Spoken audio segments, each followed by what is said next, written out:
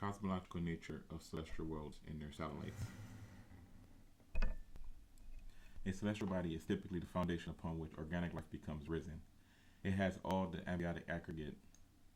It has all the abiotic aggregate required to manifest life from the natural forces which govern the universe. Celestial bodies form around stellar bodies within the accretion disk of a collapsed molecular cloud. Known as a protoplanetary disk, the accretion disk around a newly formed star is the medium out of which celestial worlds are formed.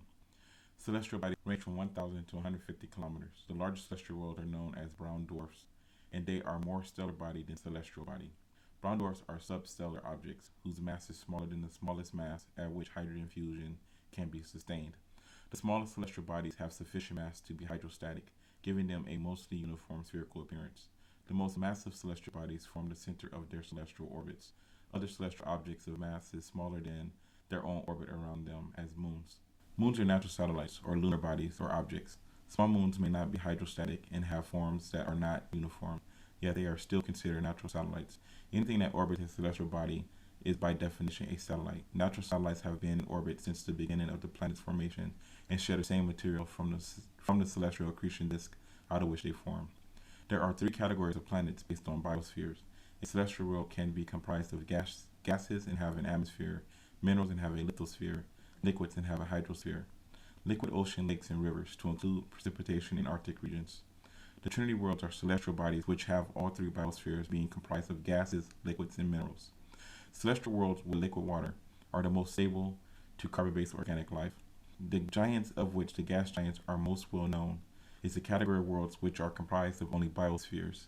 The gas giants are comprised exclusively of gases. The liquid giants are comprised of liquids, typically water, and the mineral giants are comprised of solid minerals in the form of minerals and ores. It's not safe to state plainly that mineral giants are also lithospheres, due to the nature of most gases and liquids having matter states change based on their environmental conditions. And lastly, the anti-worlds, which are comprised of two of the three biospheres. They are named by the biospheres that they are lacking. The anti-gaseous worlds do not have naturally occurring atmospheres, even if they have gaseous elements within their natural composition. The anti-minerals do not have a lithosphere or any kind of physical substrate, being comprised of a liquid surface with a gaseous atmosphere. The anti-liquids worlds do not have any naturally occurring bodies of liquid on or below its surface, lacking the geological features of oceans, rivers, lakes, precipitation, etc. It is not safe to say that the chemicals with liquids and fluids are comprised of are not present. Instead, it is stated that the features of a hydrosphere are not present. Entities which evolve these worlds must overcome the natural limitation of their birth planet to become a Type 00 civilization. The nature of a citizen. A citizen is a social member of a civilization. What then does social member imply? Any entity capable of complex social interaction is also a citizen, or is there more complexity than that? In essence, a citizen is any entity of sufficient awareness, reasoning, and comprehension to make tools, shape their environment, and have sufficient advanced enough language and communication to work together toward commonly understood goals. The most social entities engage in mutualism, gaining protection through numbers. Only the pro-sapien has sufficient guile and cunning to obtain the status of apex predator, with the complexity and forethought to harness the forces of nature and wage war on the environment itself. The pro-sapient was separated by the sapient in an area of social and cultural preservation. The sapient intrinsically understands and is aware of what is implied by extinction. The pro-sapient is unable to place the preservation of the whole before the preservation of the individual, and thus this resulted in their extinction. There is little to no evidence to support any claim that the pro-sapient did not embody the qualities required to meet the qualifications for being a citizen. If they had, however, they would have not gone extinct, wiped out by their sapient descendants. It is stated that the pro-sapients were killed off by the sapients. The militant and rescue logistics and infrastructure are essential aspects of civilization. It's possible that the sapients were uniquely capable of conceptualizing this quality within their society. It would be ironic if during their infancy, the apex predator ancestors, the pro-sapiens, put immense pressure on their social groups, holding a beta predator status among the global population. Seeking to prevent their extinction, something that their unique sapient awareness allowed them to perceive was able to bring the pro-sapien to the brink of extinction, letting nature finish them off as an afterthought of their defense of society as the unique sapient mind continued to wage its fourth dimensional war against nature itself. The nature of a civilization. Before we can begin our journey into the civilization scale, we must first rationalize what a civilization is and what is implied by this nomenclature. A civilization is any complex society characterized by urban development, social stratification, a form of government, and symbolic systems of communication such as writing. Social science is the branch of science devoted to the study of societies and their relationship among individuals within those societies. A society is a group of individuals involved in persistent social interaction, or a large social group sharing the same spatial and social territories, typically subjected to the same political authority and dominant cultural expectation. Sociality is the degree to which individuals in an animal population tends to associate in social groups and form cooperative societies. This term is typically used to refer to members of the prosapient and below to the prosimian and below intelligence. The prosapient fills the pre-Stone Age sociality. Their advanced intelligent tool usage and complex cooperation set their social groups apart from that of their natural prosimian competitors. But their hunter-gatherer lifestyle and their dependency on migratory seasonal patterns limited them from embodying the minimalistic qualifications for being considered as a civilization, whereas the foundation of civilization would be laid by a prosapient. It would only be after the development of settlements and the invention of agriculture to include both farming and domestication would the requirements be met for a civilization to be formed. The complex social interaction of the earlier civilization would give rise to the sentient sapient, distinguishing and setting them apart from the eusociology members of their ecology. It can be argued that the prosapient is separated by the sentient sapient by the threshold of tool use. If we reason that education is a tool, language is the hallmark of a civilization, both oral and written, but neither are sufficiently applicable if not for education. The ability for one member of a society to communicate an idea to many other members of a society forms the foundation of culture, which ultimately gives rise to the civilization. Mutually understood and agreed upon ideas among groups of sentient sapiens form the foundation which culture is forged upon. Misunderstanding and disagreement of semantics and rhetoric between cultures form the threshold between nations. The hallmark of advanced civilization is the interaction which occurs across these socially defined thresholds. Creativity bridges the boundaries between understanding. At its core, to include language, this is how tools were forged in the imagination of the sentients. There truly can be no advanced civilization without language. The social insects have existed for millions of years, but they lack the foundation of creativity due to their lacking in advanced communication. Communication is so intrinsic that mechanics, electronics, and computer science would not exist without its existence. Communication is a property of logistics, and logistics is a byproduct of existence. Again, I use language and communication as a tool to put them into perspective. Thought created the idea of the problem which needed to be solved. Creativity imagined the adversities which needed to be addressed, and the necessity to resolving said conflict created the tools for the job. This is what sapience embodies. Ultimately, this foundation would lead citizens with sufficient resources to type 0 all the way to type 099. As we explore the threshold of the ontology and express the growth of civilization, we must first establish the base state or ground state. The ontology is unbound with physical borders to separate one threshold from another threshold. If we say parallel universes, there is no medium to differentiate between any of them. We cannot observe objectively where one parallel universe would end and another parallel universe would begin. The same applies to the notion of a quoted universe, where you would have infinite universes side by side, all sharing the same encompassing ontology. Then it could be further argued that there are parallel quoted universes, keeping in mind the initial description of what parallel universes applies relative to the ontology within which they reside.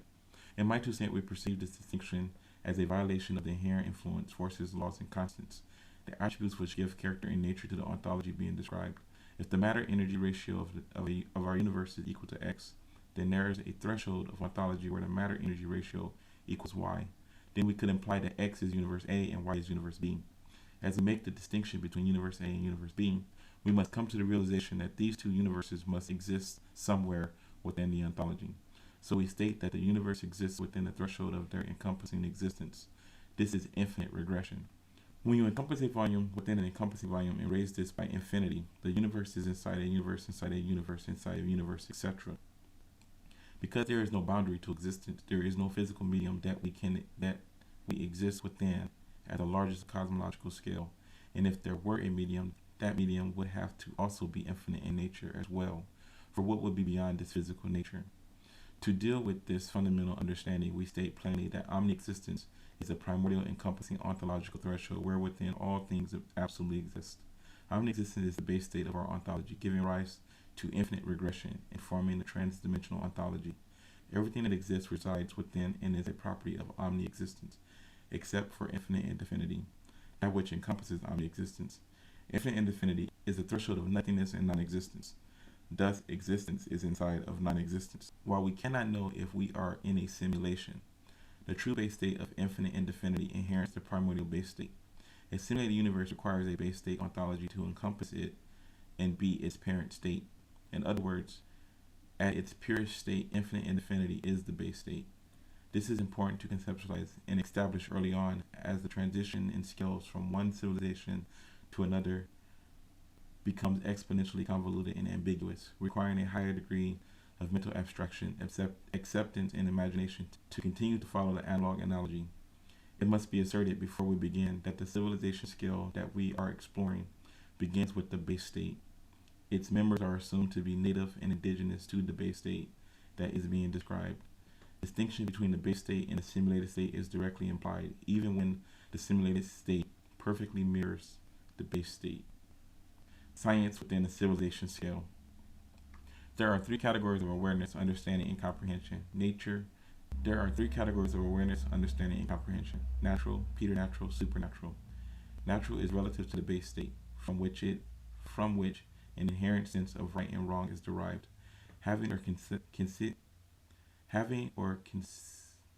constituting a classification based on features existing in nature.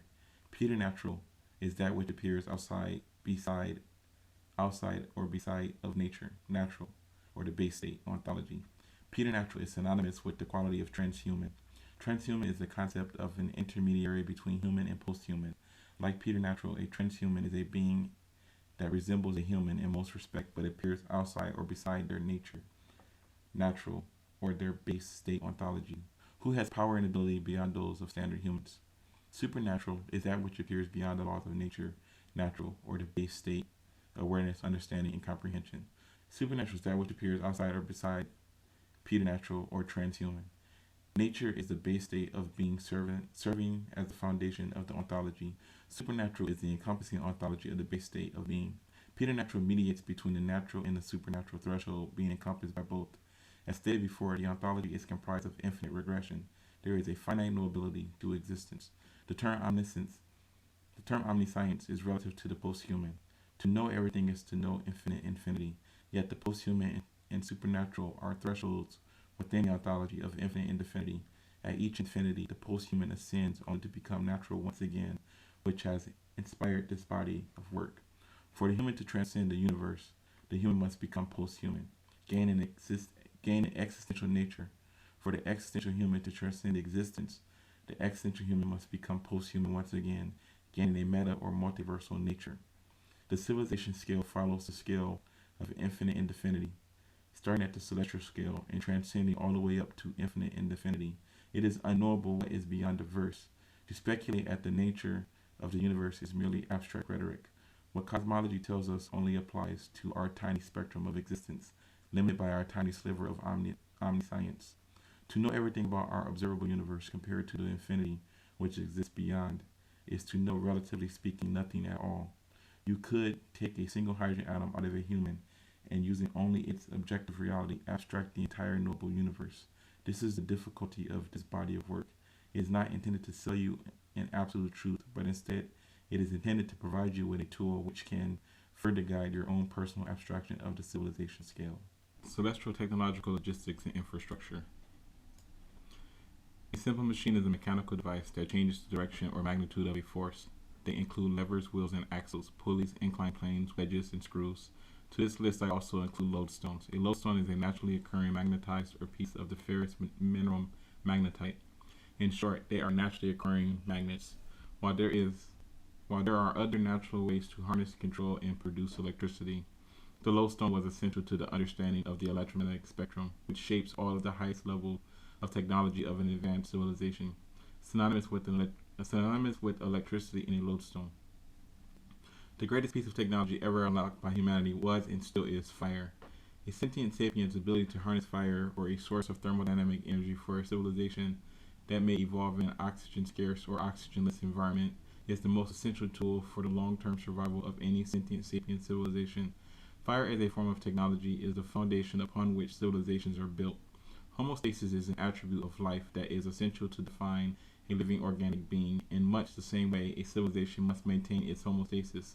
If we consider the notion that a Type 0 civilization has logistics and infrastructure to sufficiently have control over all of the energy of a celestial planet, then we can counterbalance this by stating that natural homeostasis of a celestial world gives rise to weather, and is a measure of the lack of control that a civilization has over its celestial world's natural environment. All power generation is influenced by heat and entropy. It is the relationship between these two natural phenomena that make empirical science possible. At the celestial scale, regardless of how much power a civilization requires, the homeostasis of a sentient sapient, the ground state equilibrium of its parent verse within which it resides, and if it's orbiting around a stellar body, the average thermal energy output will all affect how much energy a celestial civilization can safely produce. The heat engine is by far the most effective engine that can be utilized for power production, as any source of energy being produced will ultimately produce heat energy as a byproduct.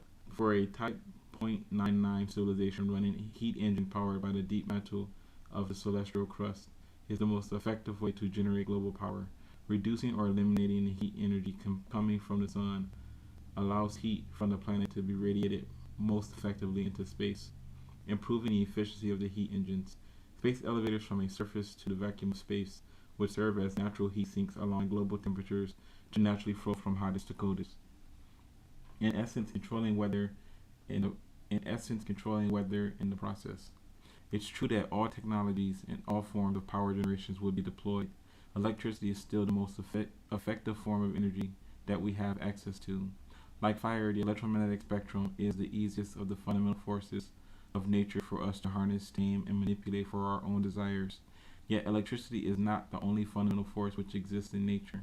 Machines in the Industrial Revolution as a whole began with the invention of steam engines, which followed clockwork mechanics. Mechanical engineering evolved as a direct byproduct of the desire to automate complex, simple machine processes. The term clockwork mechanics defines technologies driven by conversion of rectilinear motion into curvilinear motion. This began with cattle dynamics and mechanics to include heat engines, which would evolve to further replace cattle as a primary source of power. Clockwork engines are utilized for the production of electricity, giving rise to analog circuits and circuitry. The term analog circuit defines technology driven by non-rectilinear and curvilinear mechanics. Circuits and circuitry were inherently stationary by form and function, but could be used to directly produce rectilinear and curvilinear dynamic forces. Electric motors and engines are the introduction to technology to automate. Furthermore, electricity allows for analog-based technologies to include future wireless power transfer.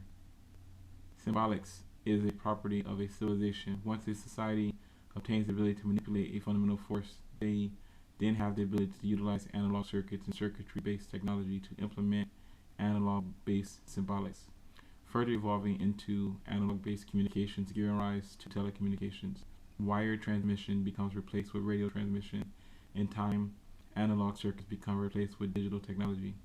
Digital technology is built upon a foundation of analog circuits, but it's utilized the stability of the formal science to encode the analog signals into a binary or digital medium. This becomes the foundation of machine-based language and communication. This gives rise to the use of the full electromagnetic spectrum for logistical use as well as communicational technologies. Ultimately, the field of electronics and electricity will unlock the secrets of atomic energy, atomic physics, quantum mechanics, and quantum chromodynamics.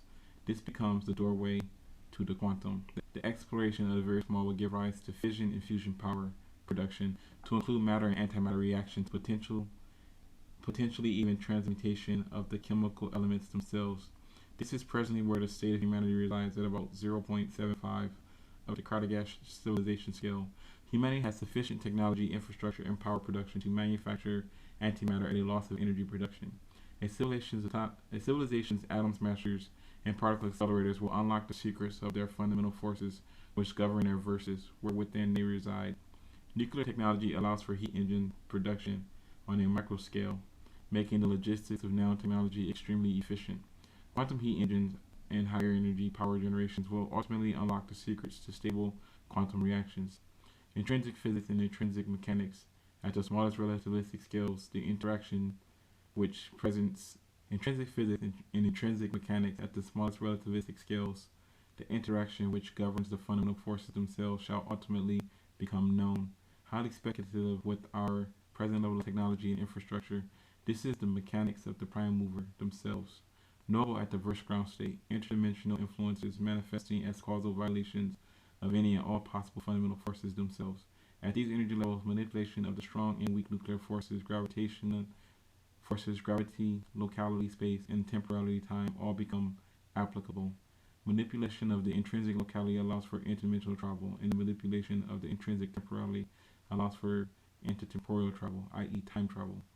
The intrinsic physics the intrinsic mechanics at 0.99 civilization scales are the introduction level scales, allowing for small-scale application. The celestial scale logistics allow for research and development to take place and form theories to become proven, but it would take the resources of a Type 1 to 1.99 civilization to truly apply intrinsic mechanics. Introduction and overview of Type 00 civilization. Type 0.0 civilization has the technological, logistics, and infrastructure to safely and efficiently harness and control all the energy of a celestial body with the aim to make itself an intercelestial species. Starting with their birth celestial world, Type 0.0 civilizations are capable of whole-scale deliberate modification. Starting with their birth celestial world, Type 0 civilizations are capable of whole-scale deliberate modification of biospheres, to include modifications of atmosphere, hydrospheres, lithospheres, temperature, and ecology of celestial worlds, making it synonymous with the environment of its birth stellar world, to make it habitable by life native or indigenous to its birth celestial world. A Type 0 civilization has the logistics and infrastructure to terraform celestial worlds, shaping their natural ecology into an artificial economy. When a Type 0 civilization produces the logistics to travel to other celestial worlds within the stellar system, it becomes a Type 1 civilization. From Type 0 to Type 0.25, has discovered the nuclear forces and quantum mechanics, unlocking the secrets of the atom and atomic energy. The earliest form of time travel, interdimensional travel, and teleportation will all be possible so long as the power supply for all of them to exist at the civilization scale, but their logistic scales as the civilization scales. At 0.25, a civilization is capable of putting objects into orbit around their celestial homeworld. From 0.26 to 0.5, a civilization has become extracelestial and interstellar, capable of safely landing a member of its society on one of its naturally occurring satellites and safely returning them back to their homeworld. From 0.51 to 0.75, introduction to technological logistics and infrastructure for orbital satellites and space stations. After 0.51, a civilization has become interplanetary, capable of safely landing a member of its society on one of its naturally occurring celestial worlds within its birth stellar system, and safely returning them back to their home world. From 0.76 to 0.99, introduction to technological logistics and infrastructure of terraforming. In its infancy, local climate manipulation is possible. Biosphere engineering and earth mover technology can have effects upon the celestial world which can be directly observed from orbit. Somewhere between 0.76 and 0.99, a Type 0 civilization reaches a transcendent crossroads. Their natural base analog existence has always been extracelestial and interstellar. Ultimately, they will become a stellar-based Type 1 civilization. Transcendent implies going above and beyond what is natural. At this threshold, a Type 0.90 civilization has the power to terraform their entire celestial world into an acropolis, creating an artificial celestial urban center, the habitat of a civilized entity. Or they may terraform their entire civilization world into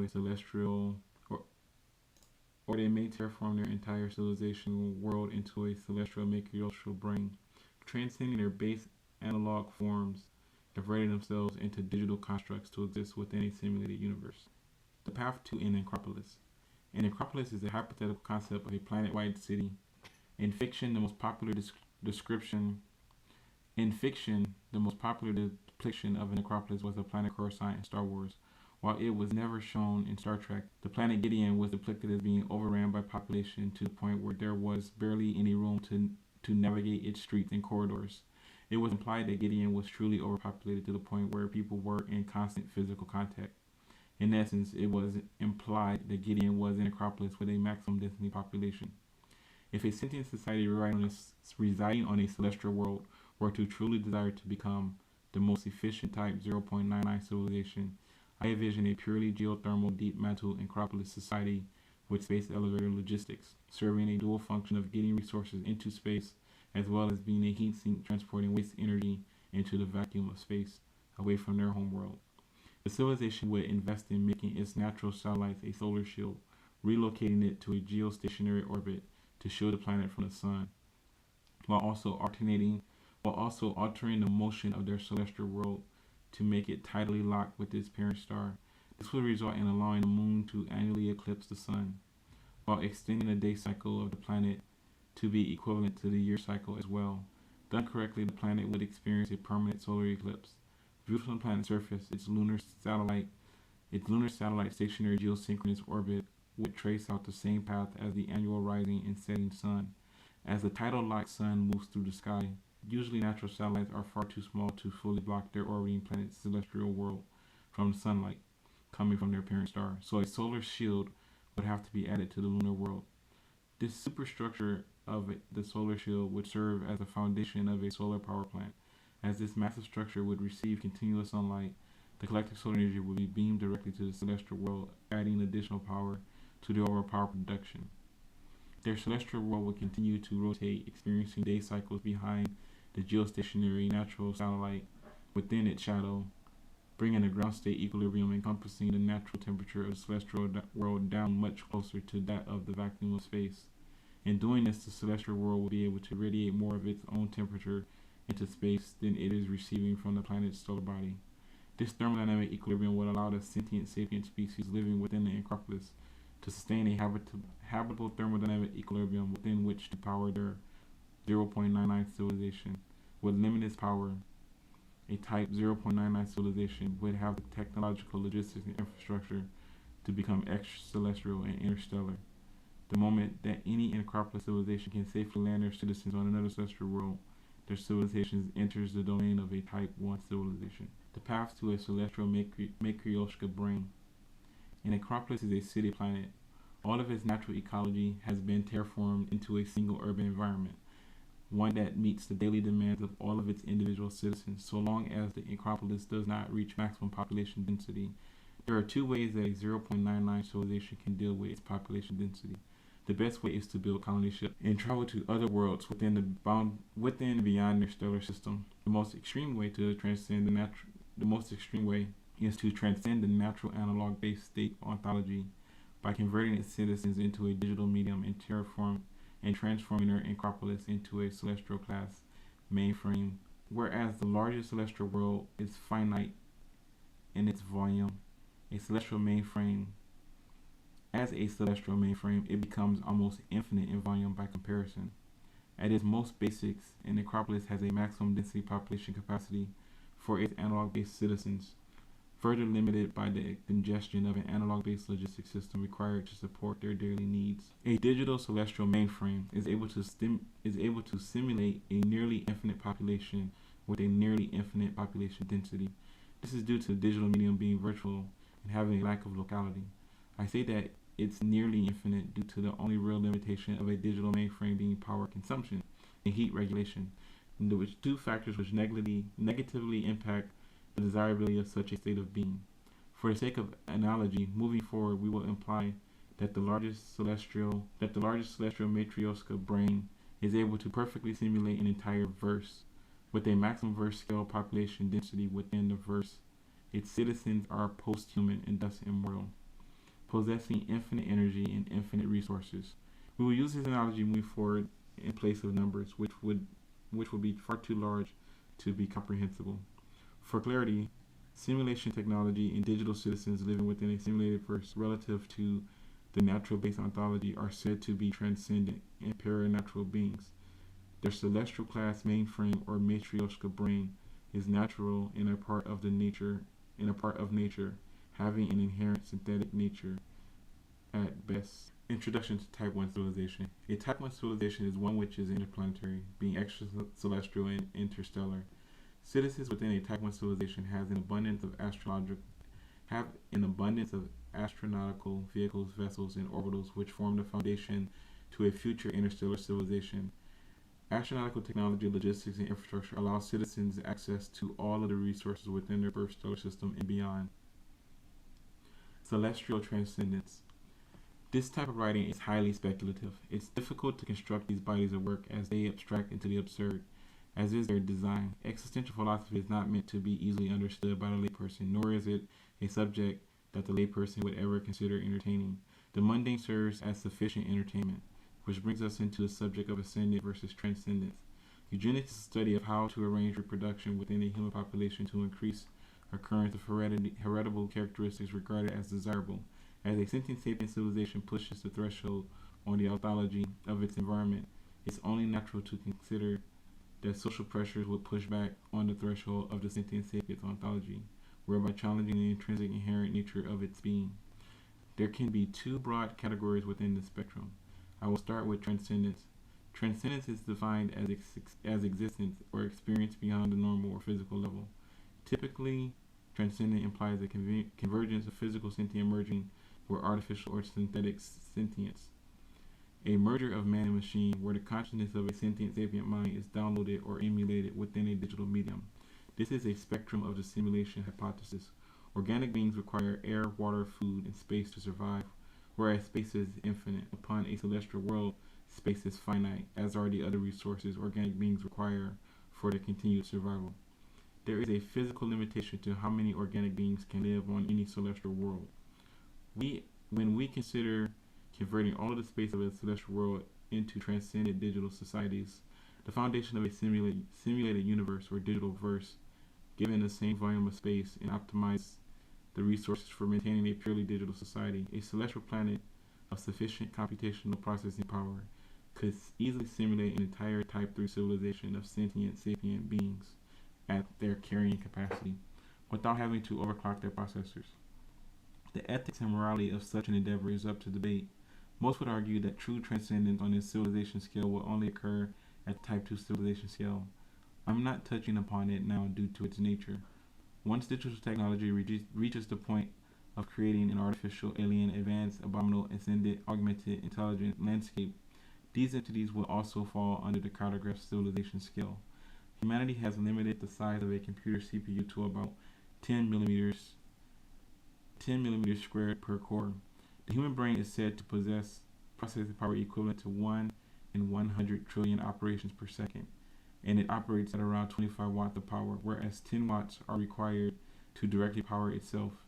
If optimized, the average 3-pound human brain could simulate an entire verse within a volume of 1,274 cubic centimeters.